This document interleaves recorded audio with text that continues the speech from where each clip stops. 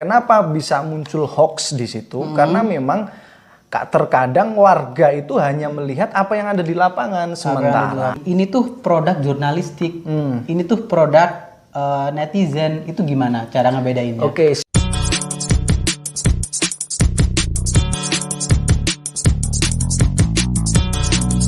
Hi everyone, welcome back to my channel. Kesempatan kali ini aku ngobrol sama salah satu jurnalis muda Jawa Tengah yang sekarang aktif di Wonosobo. Mas Sigit, apa kabar? Sehat, Mas. Alhamdulillah, Wonosobo. Sudah berapa tahun Mas Sigit jadi wartawan? Ini jalan mau ke 3 tahun ini. Mau ke 3 tahun. Mau ke 3 tahun. Oke. Bisa diceritakan sedikit nggak sih pengalaman yang tidak terlupakan selama jadi jurnalis? Apa ya? Ya paling menarik menurut pengalaman saya dari apa yang pernah kita liput, kemudian itu bisa menjadi gerakan. Menjadi gerakan? Iya, menjadi gerakan dalam pembentukan isu maupun gerakan masyarakat. Iya. Misalnya dulu pada saat berbicara mengenai proses galian C misalnya. Nah, kita sempat mendiskusikan itu, kemudian setelah itu kita tulis dalam sebuah liputan khusus. Ya. Nah, dari tulisan-tulisan teman-teman media khususnya, dan saya bagian dari itu, kita kemudian bisa mengangkat isu ini ke wilayah permukaan di tingkat pemerintah daerah. Nah, dari isu itu kemudian memunculkan gerakan di wilayah Desa Kapencar sana untuk sama-sama menolak adanya tambang galian sini. Artinya apa? Tulisan itu yang menurut saya menjadi impact. Ternyata menjadi jurnalis itu ada buahnya. Paling tidak memberi kesadaran bagi masyarakat. Jurnalis itu adalah orang yang mencari berita dan menyampaikan ke masyarakat. Sebenarnya secara spesifik tugas jurnalis itu apa sih? Ya, secara spesifik tugas-tugas kita salah satunya misalnya mencari atau membuat tulisan-tulisan yang ada di dalam di daerah itu.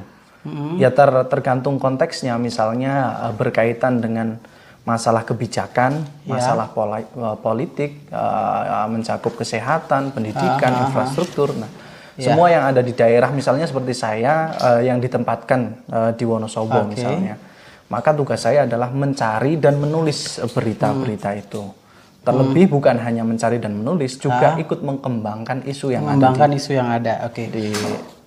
Tuntutan jadi jurnalis itu apa sih sebenarnya selain mencari berita dan menyampaikan berita? Ada tuntutan. Yang pertama jelas bahwa tuntutan berita itu satu kewajiban dari perusahaan. Lalu ada tuntutan yang lain, apa sih? Tuntutan moral.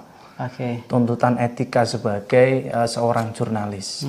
Karena bagaimanapun di dalam ilmu kejurnalisan sendiri itu ada memuat etika jurnalistik. Etika jurnalistik. Etika jurnalistik yang mengatur soal bagaimana sih seharusnya seorang jurnalis itu meliput.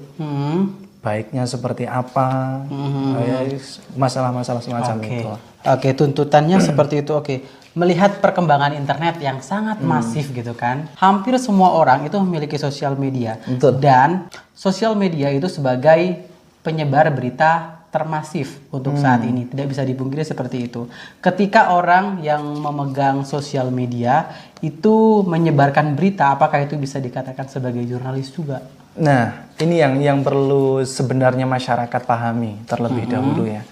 Bahwa sebenarnya bisa saja masyarakat luas kemudian memposting sesuatu, tetapi itu bukan bagian dari apa yang disebut sebagai jurnalistik, produk-produk jurnalistik. Karena kan ketika berbicara soal produk jurnalistik, ada prasyarat khusus sehingga itu dikatakan sebagai produk jurnalistik. Apa itu persyaratannya? Misalnya mengacu pada itu kode etik jurnalistik yang ada di kepenulisan. Itu kan ada itu di dalam undang-undang kode etik jurnalistik itu ada. Di situ dijelaskan bahwa misalnya satu berita yang tampil itu harus terkonfirmasi kepada narasumber yang berkepentingan. Harus ada narasumbernya. Kemudian data yang disampaikan itu sesuai dengan apa yang memang terjadi di lapangan, betul-betul fakta. Nah, kebanyakan Yang terjadi ketika masyarakat umum kemudian memposting sesuatu, katakanlah suatu peristiwa, misalnya nih kecelakaan, misalnya kecelakaan terjadi di daerah Kretek misalnya.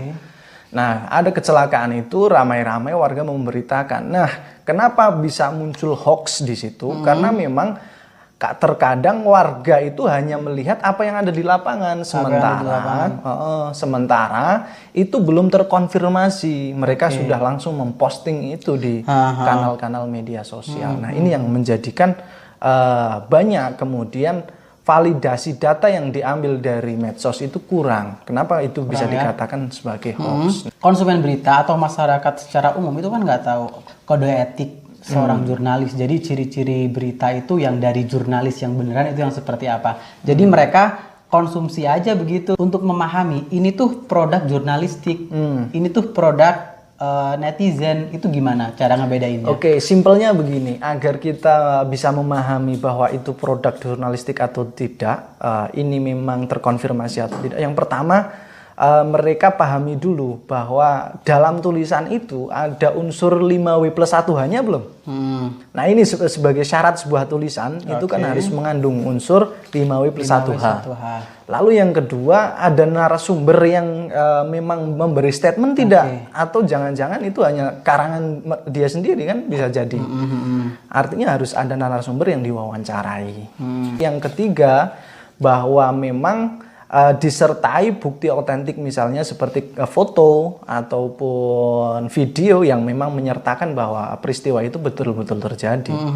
Ya simpelnya masyarakat awam biar mereka tahu ya tiga hal itu sih sebenarnya. Ketika masyarakat itu tidak paham dengan produk jurnalistik atau produk netizen, itu tidak bisa membedakan. Di situ kan berkembang yang namanya hoax. Ketika hoax terjadi, itu siapa yang paling bertanggung jawab?